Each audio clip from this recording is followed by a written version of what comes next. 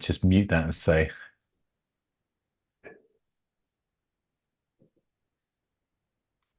Are we on, Paul? well, welcome to Love Goals on the Grid, the first one of 2024. Happy New Year to everybody. I hope you had a good festive season for those of you that celebrate it. We're going to talk today. Happy New Year. Tiff's Cheers. Tiff's new, what is it? Your new idea, Tiff. We're going to talk about the 10 most entertaining global race series in the world. It's a bit of a seasonal review, but because we do global motorsport, I like to attract other people to watch other series. Don't just get stuck in Formula One. There's so much more entertaining motorsport out there. So that's my top 10. Okay, it's your top 10. However, we did just have a chat offline, and I'm a bit disappointed that you haven't included cater racing. And I'm not. I'm sorry. Look, I'm sorry. I had to get some really nasty cuts. See, I mean, we don't include BTCC, British GT, British Superbikes. I know they're all brilliant. It's global.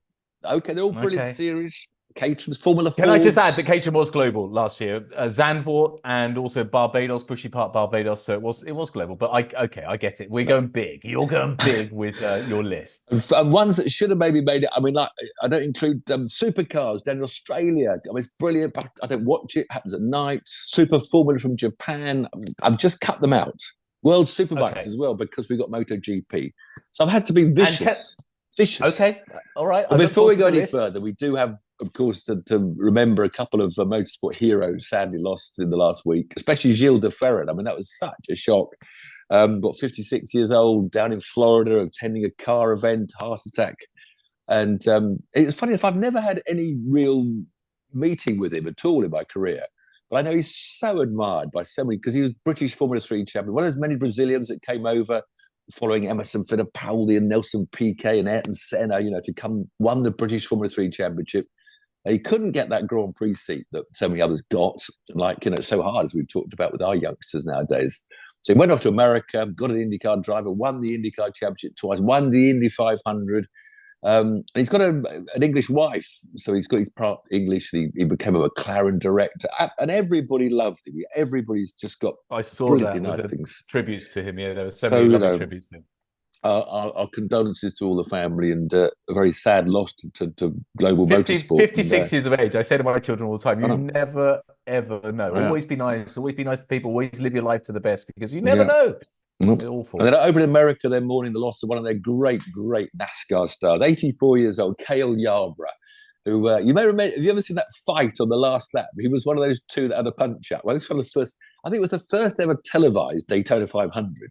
And it ended with these two banging doors down the back straight, then crashing at turn 3, getting out, throwing crash helmets. And Cale will always remember that, but a real NASCAR hero that sadly passed away. So, as is the way of the world, our condolences to them. But yes, my top 10 most entertaining global motorsports. I wrote the rules. Okay, look, you can have Caterham. Okay, because you went to Barbados, I'll let Caterham's be the 11th most entertaining. All right, that's good, because I am hoping to do some Caterham racing next year, as you very well know. So any plug we can give them, any help we can give, that we can get. But really, it's looking at all those series that throughout the last year, every Monday night we're reporting on what happened last weekend. We like bringing more motorsport to the viewers. That too much tunnel vision. Look out! There's so much exciting motorsport. And number 10 though of the globals. We'll start with number 10. We'll work up to the brilliant number 1. But so number 10 has to be Formula E. I mean, I've watched it. I keep watching it. It's not getting any better. You've given up watching it completely, have you now, Formula E? Only when I get invited by the lovely people like Cooper. Of course, yes. And the trouble is, I think to the casual viewer, if you don't know anything about motorsport, you see all these cars, nose to tail. It looks so exciting. Wow, this is competitive. But as soon as you understand that all the drivers are driving to a computer program, lifting, coasting to make their batteries last, once you know that's going on, you can't take it seriously. But what we have to add is that we know that these drivers are some of the best drivers in the world. Yes, it's not them. It's incredibly hard to do what the computer tells you to do. needs the best drivers in the world. So, Jake Dennis, won it, British driver last year, and who great. Red Bull gave him a Formula One test, didn't they, at the end of last year, because he's done their Red Bull simulator. So he's in there. And he's with Andretti Motorsport. And if Andretti ever do get invited into Formula One, maybe Jake Dennis will use his Formula E connections to get there. Series starts again January the 13th. It's the first sort of global television motorsport track racing to watch in Mexico City. Track racing, but before that we have got Dakar. Yeah, Dakar mentioned in a minute, funny enough. Jan 26, Diriyah in Saudi Arabia, all got to Saudi Arabia. But already the February event in India apparently hasn't been confirmed, with problems of taking street tracks to town centres. So many of those races have been cancelled, had to move on to another site. And it all ends in July in London. So Formula E if you want it, but I still can't get excited by it. I'm sorry. It's not entertaining. But you just mentioned Dakar. I've got 9. I know it's only a one-off event, so it's not really a series. But in January, there's no motorsport better to watch than the Dakar, especially with Carlton Kirby, the wonderful commentator who just waffles on wonderfully, because the cameras show these most amazing scenes. And that starts January the 5th, so it's our first motorsport to watch. And I know it doesn't go on all year, but there's 434 vehicles, 20 ultimates, the top runners. The Audi that you went out and watched the Dakar last year, there's 3 of those, the favourites really this year. Nasser Al-Attiyah, the Toyota superstar, he's switched to ProDrive Hunter, the British team, ProDrive, so maybe ProDrive might have a win. But there's 9 Toyota Hiluxes. That's sort of the most popular sort of privateer's car. And then there's 137 motorbikes. The Hilux, is that in the top tier? Or... Yeah, top tier, because they're the sort of stripped out Hiluxes. I think lower down there's the sort of production Hiluxes in another class, but of the ultimates there's just 20. 137 motorbikes, 46 trucks, 78 buggies in 2 different categories, the sort of pro buggies and the amateur buggies, 66 classics. And this year they've got a 48-hour stage. And you have to bivouac wherever you are. So I presume they're all on sat-nav. So there's probably a time you must stop for at least 5 hours. I don't know how long they're stopping them for. But it's 48 hours without assistance. So that could be quite a test. And it's just... I got to say that I wasn't really into it. And then I was lucky enough to watch it with Audi last year, as you just said. Yeah. And it was just magnificent. I loved it. Yeah. And what you said about the sat-nav. So the motorbikes was the hardest. So for the navigation, because clearly you're on your own. Yeah. And they used to have a roll, a bit like a loo roll, toilet paper. Yeah. And they used to just keep unrolling it, whereas the map went longer and longer. They would keep unrolling the new stage of the map. But now, of course, the sat-nav, they don't need to do that. No, they do. They're not allowed sat-nav. You've got to use the roll still. It depends. It depends which what race they're in and what class they're in. Okay, I thought so. The worst thing, of course, in middle of January, we've got the big snooker tournament. And every time a snooker runs late and you're waiting for Dakar, you've recorded Dakar, you get the flipping end of the snooker. But Eurosport do this. I hope it's all right. I haven't seen confirmation that Carlton's on Eurosport, but the rumour is it's back again. Well, speaking of motorsport on TV, Miles George just wished us a Happy New Year, and he said that Formula E is now off free TV. So it's a bit weird. So I don't know where we're going to watch. We can't even see it now. Formula E. There you go, because it's not entertaining. In 8th spot, moving away from the deserts of Dakar, I've got the World Rally Championship. And I think, I'm sad to say, I don't feel guilty in putting it down in 8th place, because it's just not that easy to televise. It's incredible to watch what they do when you see the onboards, but it's just one after the other. It's quite monotonous, because they're all the same lines and it's all so brilliant and so fast. And these modern cars have got so much grip and style, the speeds they do. It's incredible, but there's very little competition. There's just 6 cars in the top class. So, I mean, there's only 6 people likely to win the championship. Okay. Bizarrely, how many of those red wines have you had? How because I can see you drinking red wine, as am I. Cheers, by the way. Yes. But how is WRC ahead, more entertaining than Formula E? Granted that Formula E isn't the most entertaining, but it's a lot more entertaining to watch than WRC. You've had too much red wine. No. I still think watching one car through a stage on its own is more exciting than the whole pack of Formula E's lifting and coasting in a slow bicycle race. I mean, they're just such good argument. But the worst thing about this year is, the Kalle Rovanperä, 12 years old, however old he is now, probably a bit older than that, 2 world champions on the trot, decided to go part-time. Apparently he wants to do something else, a bit of drifting, maybe a bit of GT racing. Sebastian Ogier also is part-time. So two of the Toyota Superstar world champions are now sharing a car, going part-time. So the doors open to Elfyn Evans. So Elfyn Evans, who's been a bridesmaid for so many years, is now the leader of the Toyota team. And the other full-time Toyota is Takamoto Katsuta, very capable Japanese, but mainly there probably because he's Japanese and he's Toyota's mate. He's getting quicker and quicker. But then you've got two Hyundais, which I think might upset poor Elfyn. So that could be exciting. We've got Thierry Neuville and now Ott Tanak left Ford, gone to Hyundai. So you've got two very competitive Hyundai drivers. And then the Ford team have gone for a couple of very rookie drivers. The Frenchman Adrian Fourneau, he's done quite a few rallies, but a few World Rally Championships with Ford. And the Belgian boy, Gregoire Munster, who actually says he flies in the Luxembourg flag for some reason. His mother's Luxembourg, was born in Luxembourg. So literally, in theory, only one of those six is really going for the title. And then as soon as three break down in the first, there's actually a lot of story on Twitter that they are they're desperately trying to think of ways of jazzing it up. They're talking about separate points for each day, which I quite like, really. You know, you see a winner on day one, and then a winner on day two, and then a winner on day three. Because nowadays, if you get a big lead on day one, you cruise day two and cruise day three, and the competition goes. Yeah. So they are looking at the problem. But of course, that's the next thing to start. Monte Carlo Rally, 25th of January. So that's, again, spectacular on telly. But just as an overall hang on, you're contradicting yourself. You've never said it's spectacular on TV. You said that they go on the same lines. Overall entertainment. And of course, you've got to watch it. It's a highlight. The one live stage is a short. It does. Again, you can't watch live. The drivers are phenomenal. Some of the best ever in the world, and they got kahunas of steel over there. The pictures are spectacular, but there's no real rate. It's all against the clock, so you can't see who's ahead. You have to wait until the end of the stage, hits the finish line, the clock stops, and then you know who's winning or losing. So down the seventh most entertaining series. Now, I'm a bit guilty on this one.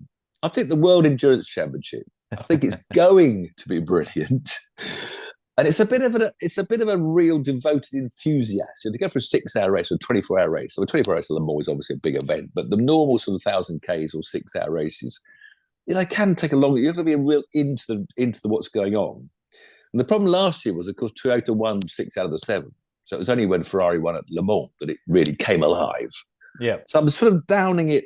I'm anticipating it's going to be brilliant. Because this year you've got BMW, Alpine, Lamborghini, and the weird Esotto Fraschini entries. 19 cars in the top class, the hypercars and the LMDH. Sadly, Glickenhaus has given up. We all love Glickenhaus, privateer, and just such a shame that he's just run out of money and he got a podium at Le Mans with his private team. And Van Mool weren't accepted for another year. I don't know why. They've upset their... you have to be a production road car builder, apparently, and the Van Mool link, I think, is a bit tenuous. So I think it's going to be great this year. In all the races except Le Mans, there's no LMP2 cars, which did provide close racing. But to be honest, I kept they all droning around in a little nose to tail, and they're identical cars. And I just couldn't get excited watching them. I can understand as a racing driver, there's great, so many professionals picking up rides, earning money, doing it. So it's now going to be 19 LMP prototypes.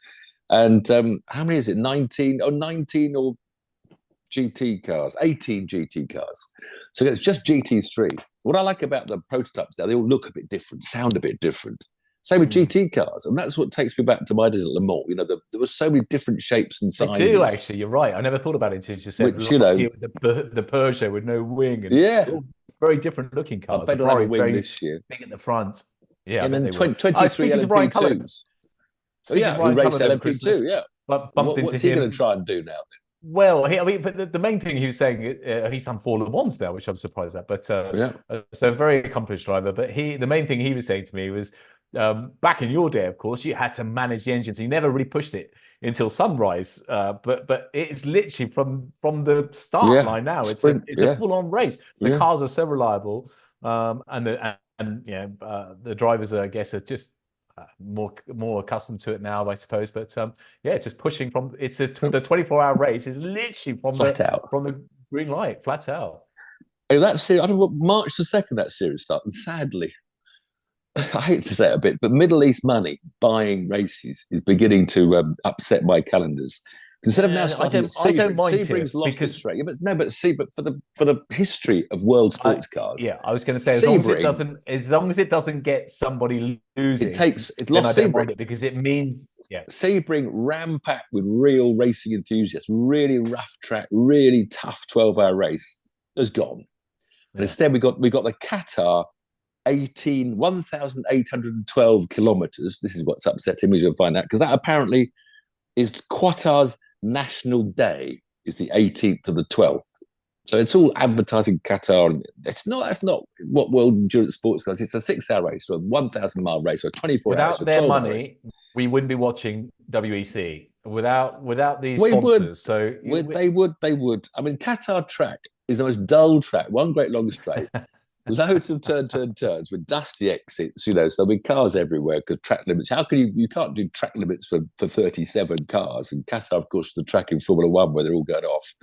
There'll be no spectators there. They'll all be sat at the grandstand if you have a drink, maybe.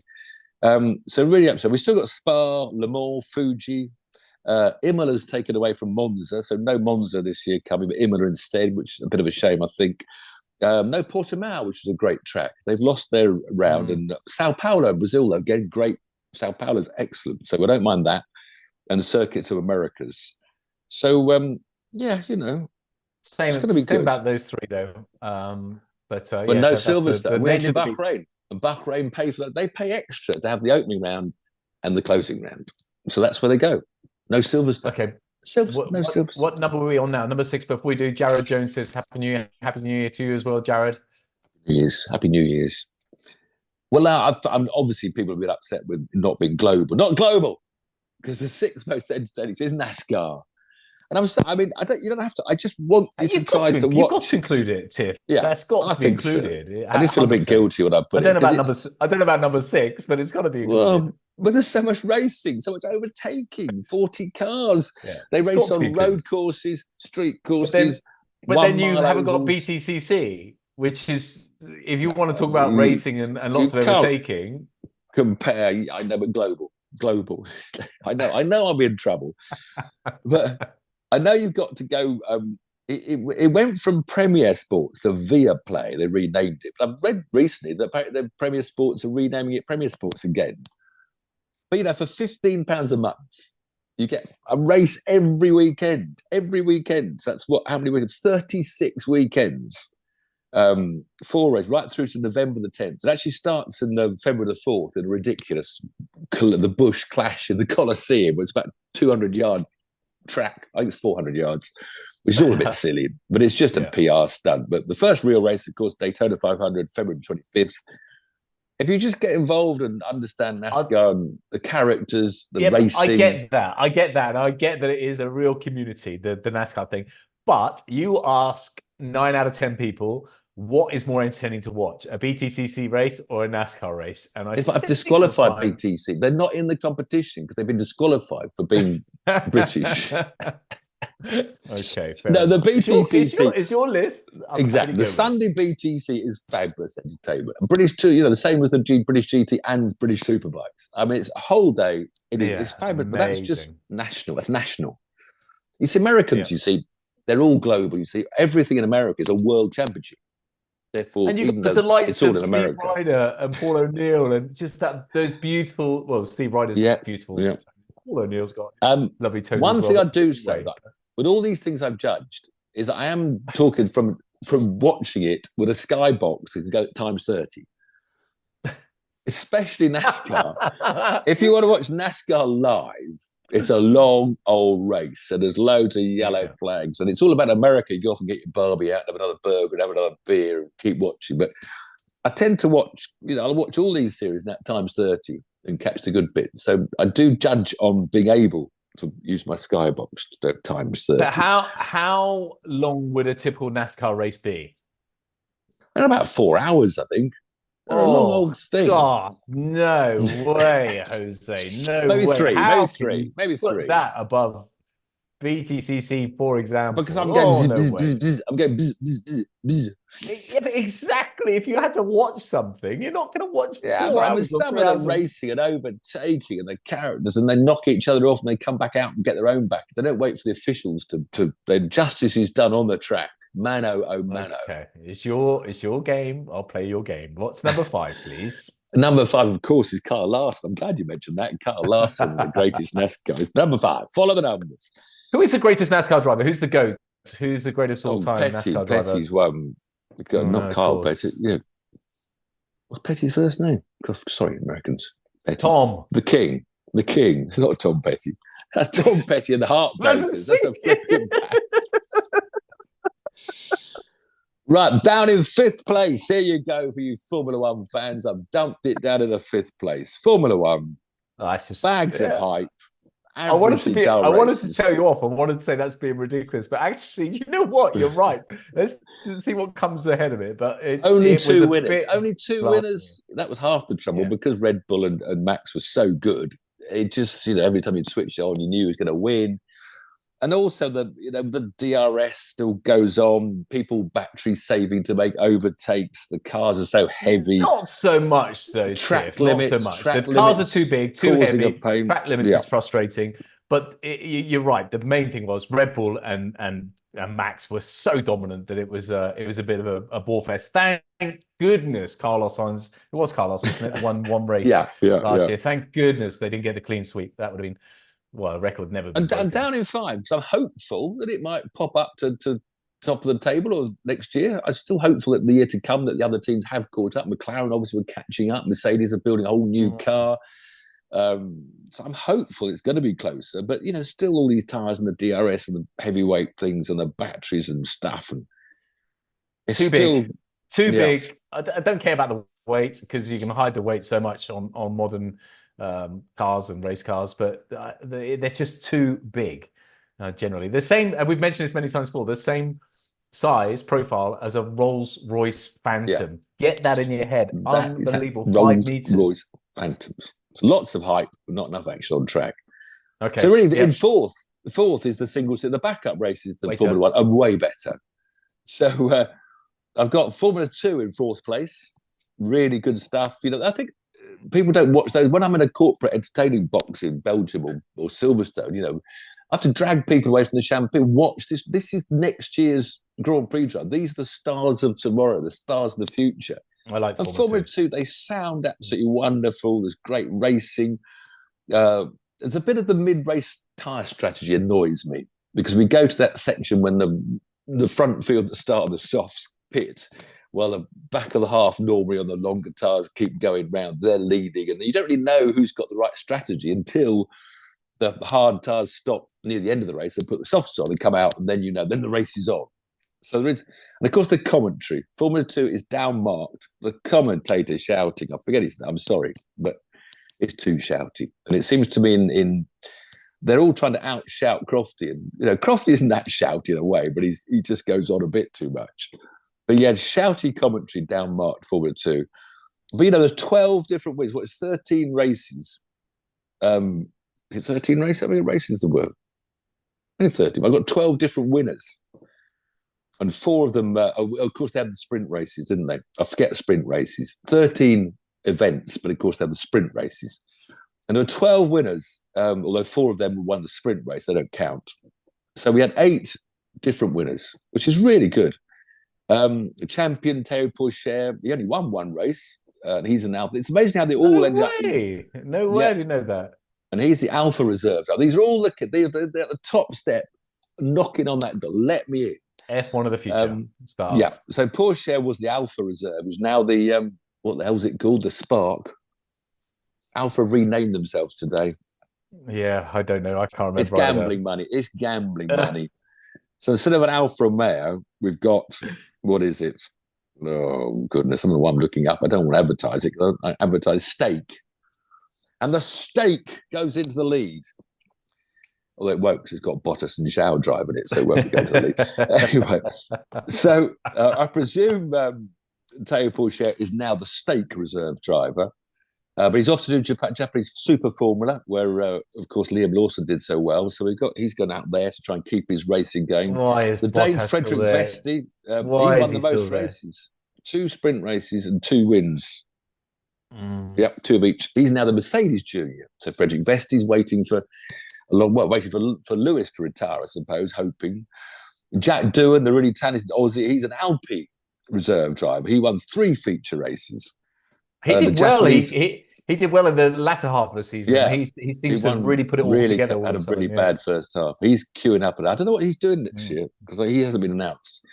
Japanese driver Ayumi Iwasa, he won one of the races. He's a Red Bull Academy boy, waiting for a Red Bull place. He's off to do Super Formula as well, same as Boucher. And then fourth and champ Victor Martins, he's an Alpine Academy. He's doing Formula 2 again. And of course, Ollie Behrman, sixth in the championship, the British driver, only 18 years old. They're all Boucher's 21, Vesti 21, Jack Doohan 20, Iwasa 22, Martins 22. Ollie Behrman 18, and already had those very impressive Haas. So he's a Ferrari Academy man. So it's funny, after the top 6, Alpine had 2 academies, Mercedes 1, Red Bull 1, Alpha 1, and Ferrari 1.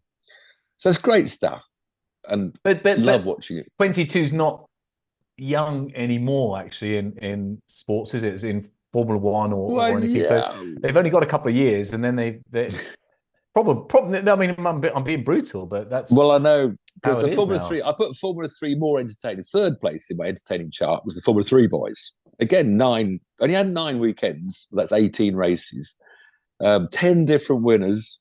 So again, lots of different winners coming through. This Brazilian is highly rated. He's been signed up, I think, by, I don't know where he's going to now. I think it's McLaren have signed him. This Gabriel Bortoleto, the Brazilian. Yeah, he's going to McLaren. And only won 2 feature races right at the beginning of the season. They just kept on steadily being top 5, top 3 finishes. And he seems highly rated. I never really saw him do anything that made me go, wow. But he's Brazil's next big thing. Also, his second spot in the F3 was Zach O'Sullivan, who's also a British guy. He was an Autosport winner a couple of years back. He's going Formula 2. He's a Williams man. And I think he won more races than anyone else. I think he had 4 wins, 2 feature races and 2 sprint races, reverse grid races. So the other Autosport winner from this year, Joseph Loke, is he doing Formula 3 this year? He's probably desperately trying to find the money to do it. Yeah, because Johnny Edgar's still doing it. 19. Taylor Barnard, who won the, did he win the? No, he did. He was in the final one year. But they're all 19, 18, 19. Yeah, they're a couple of years younger. They're all about the same age. 19, 18, 19. But of course, is it 36 cars in that? It's an awful, huge grid. Great racing. Real racing. So watch those support races, you miserable lot. Don't just watch the Formula 1. We haven't got miserable listeners and viewers. That's We've got true. amazing listeners. That's true. That's true. Wait to see the comments below. Yari will say, what are you doing Formula 1? So now I've only got 2 left. And I'm a bit guilty about my results. Well, I know one of them. Do I know the other one? The second most entertaining motorsport around the world was MotoGP. But maybe it's not IndyCar then. Because I thought it was going to be something else. Oh, I'm missing one completely in that case. I've forgotten a complete global formula. I've only got 2 left. We'll get there in a minute. I'm interested to know what you think my top number 1 is going to be. MotoGP. It probably should be number 1, but I'm a car man. So I can't put the bikes on the top of the list because I'm a car driver. So I'm sorry, bikers, but in general entertainment, it should have been first equal. The MotoGP, they had, 20 weekends, sprint race every race. And the good thing about them is the sprint race is the same grid as the main race. Therefore, it's not people that are 10th best winning a race in Monaco because they started 10th, made them first on the grid. So 39 races because the Australian race was a washout. 9 different winners. And this brilliant battle up the way. It was mainly Ducati. It was slightly Ducati dominated. Maybe will be again next year. But Francesco Bagnaia, who was behind early on in the season, was ahead early on in the season, but held off Jorge Martin. He had 7 wins, Grand Prix wins, and 4 sprint wins, 11 wins. And Jorge Martin, the guy that looked like he was going to catch him towards the end, but didn't quite get there. He had 4 Grand Prix wins. He had 9 sprint wins. He was the king of sprint wins in the Pramac, the satellite Ducati. Ducati third as well, Marco Bezzecchi and the Valentino Rossi team. First non-Ducati was the KTM Brad Binder.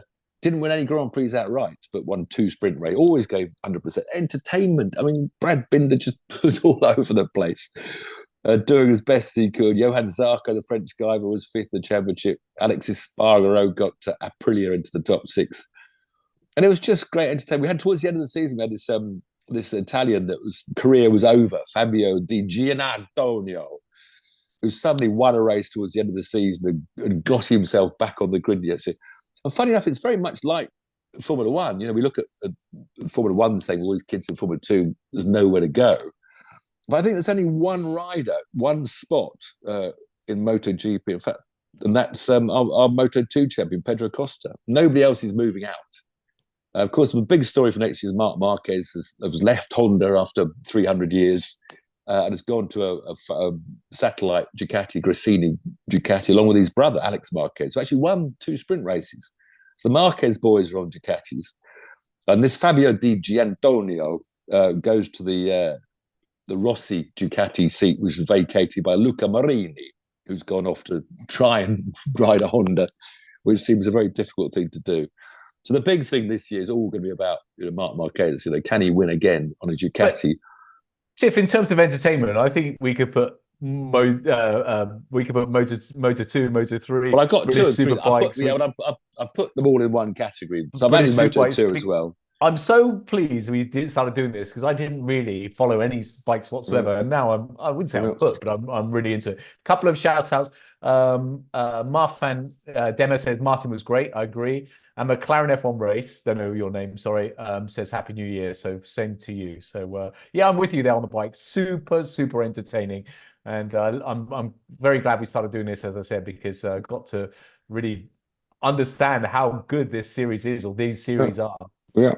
And Pedro Costa, though, the superstar Moto3, who won 7 races to cruise to the champions. Moto2 was the least exciting of the 3 motos. And he's the only one that's going up into MotoGP. He's going with he's for the KTM. So that's going to be great to see how he gets on. Tony Arbolino won 3 races. Of course, Jake Dixon won 2 races and came 4th, the Brit. Sam Lowe's won 1, but he's leaving MotoGP, so we won't have him. We've only got Jake Dixon in the Moto2 next year. Moto3, 7 different winners. It's always amazing how many different people win in these international series. And the champion, John Masia, he's going up to Moto2. So is Ayumi Sasaki, who was robbed, in my opinion, by Masia's teammate trying to knock him off at Qatar. He's going up to Moto2. And so is Dennis Onchu, the Turkish rider's going up. Then Javier Artigas. Anyway, plenty going up. No Brits going up. But yeah, Moto2, brilliant. But the most entertaining series, in my opinion, under my rules, which one do you think I missed? Is there something you think I missed? I'm winding you up with Caterham again. IndyCar. If you want, it's brilliant. And the thing about IndyCar, it's on Sky and it's on after many Grand Prix. So if you're having a sitting by the telly watching Motorsport Day, you can only watch the Grand Prix, wake up after the Grand Prix, someone nudge you, have a couple of beers and watch IndyCar, because again, it's the variety. How many winners they had? 17 races, 7 different winners a game.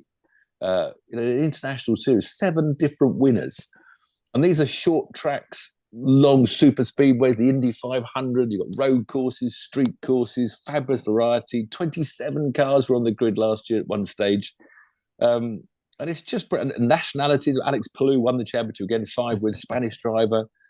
The Kiwi veteran Scott Dixon came second with 3 wins. The Kiwi rookie, not so much a rookie anymore, Scott McLaughlin had 1 win.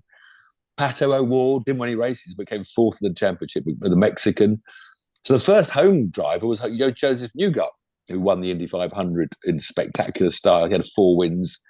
So, got Swede Marcus Ericsson, 6th, Aussie Will Power, 7th, Danish rookie Christian Lundgaard. And, as we started this, whole evening talking about the sad loss of Gilles de Ferrer, and he was a classic driver that probably could have had a great Grand Prix career.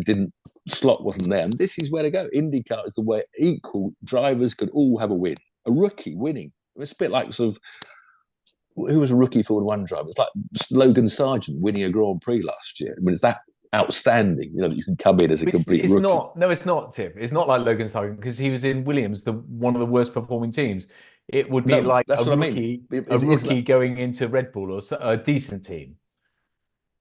Well, yeah, but that's what I mean. That's the problem with Formula One. You've got to get in a good car. That's what I mean. So Logan Sargent, it's the same sort of, the shock of, course, it's Honda versus Chevrolet, same chassis, but you've got these two engines, although they're very, very, very strict specification of V angles and everything, so almost the same power. Honda won 12, Chevy won 5. Of course, the big teams, Chip Ganassi won 9 of the races, Penske 5, Andretti 2, and the Rahal team 1. But it's just a variety. I just love all the tracks, the difference, the colour, I like it as well. I like it the push to pass, the pit stops, the strategy. I like it as well. I like the how they film it. I love the 360 commentary. The commentators don't shout at me at all, despite 27 cars. You know, they get a bit excited occasionally, but they don't go shouting. Formula 2 guy, I have to. I'm normally watching my telly at 20, say. I have to put it down to 3 because otherwise it's just, you know. The pictures, let the pictures do the talking. Forget the commentary. The 360 camera when they're overtaking, and you see their couple of inches apart, doing 200 miles an hour on a bowl or something. You think, wow, this is crazy. Let me give a couple of shout outs. We're just talking. If anyone's just joined us, looks like you've been on for a while, you guys. So thank you. But if anyone's just joined us, we're talking about Tiff's top 10 most exciting global motorsports series. Entertaining. Time to get people to look a bit wider, look around the telly. I know you have to subscribe to the trouble. You've got to pay money for Sky. You've got to pay for premium. You've got to pay for whatever. Yeah, absolutely. So Dan A says, Happy New Year. Love your podcast. Thank you very much, Dan. McLaren F1 race is back again. He's, that's a bit harsh. Formula Dyson. So as the chap said earlier, who was it earlier? Miles, was it? That said that it was not going to be on TV anymore. Yeah. What are they going to do there? Jason Jackson, always a good supporter of ours. Thank you, Jason. Happy New Year to you as well. Fred James Marquez is going to win everything if you look at his test time. So are they testing already? No. Yeah, they had them straight after the last Grand Prix. They had a couple of days. Of course they did. Yeah, that was. And Mark was about third fastest, and there's not another test till February. I think there's a bit of a gap now. And when's the Formula 1 testing in Barcelona? Yeah, the week before the Formula 1, whatever. What is Formula 1? I think I wrote it down somewhere, but I'm not sure. I can't remember. When's the first Grand Prix? We've got too many bits of paper now. So first Grand Prix, Bahrain, but I don't know when. That's your job to keep track of all those sort of things. You're the admin. I haven't done my calendar for this year yet. For those of you that haven't seen Tiff's calendar, it's amazing. He's got this beautiful calendar. Still, look, that's last year's. There it is, last year's. All the calendars. All this is what you have to watch. And for those of you that are watching live on YouTube, thank you for joining us. My son filled up my glass. This is a big glass. Look how big this is. We have little cheers. Can you hit the screen? Does it look like? Can you pretend to hit each other to go cheers? No, there we go. 3, 2, 1. Cheers. Happy New Year, Tiff. Happy New Year to everybody else as well for joining us. Now. Coming up this month, apart from Dakar being incredibly entertaining and the Monte Carlo Rally being very entertaining, I sent you a film last week. Now, I've looked for this film. It's a little documentary that I lost my copy about 20 years ago. I've torn the house. I've been going mad trying to find it. Because these modern drivers, every race they do, they've got complete TV coverage. So when they're older, they can look back and bore everybody to death. But I had this one Formula 3 race supporting the Austrian Grand Prix round the old amazing Österreich ring before it was cut in half and become the Red Bull ring. And it was a race that, if you watch it, I won't give the whole game away, but it kind of summed up my entire racing career. But it's something that was so special to me. I watched it yesterday. I thought it was going to be quite short. It was half an hour, best part of. It was a proper little documentary. Nicky Lauda's on there. Yeah, Nicky Lauda's on there. My goodness, if you were a handsome young man back in the day. It's still very, very distinguished now. But anyway, are you going to put it up? We're going to put it up on Love Cars. Yeah, we're going to put it on the Love Cars YouTube. We've got a few videos to come on the Love Cars YouTube. So, and hopefully, as I said earlier, going to be doing a bit of catering racing again this year as well, which would be good fun. Actually, and talking about that film, a little thing again, someone we lost last year, Dave Price, this amazing team manager we lost last year. We had a wonderful memorial service at Silverstone. And I asked people there, have you got a copy of that video? Because I hadn't found it at this stage. And so many other people said, no, God, where can you get a copy of that video? And eventually a friend of mine I met about 2 months ago, hadn't seen it, he said, I've got a copy of that. He's one of the mechanics. Yeah. And so he got a copy, and his copy was already a copy of a copy. So the quality's not, modern, but... Well, the thing is, the quality is funny. If you look back at photos or videos 20 years ago, they look awful now, like 720 or whatever it was. But at the time, they were, wow, this is amazing. Look at the color on this. But now you look back. Well, this is what right, this is the quality is not very 1978. good. 78, yes. So this is 35 years ago.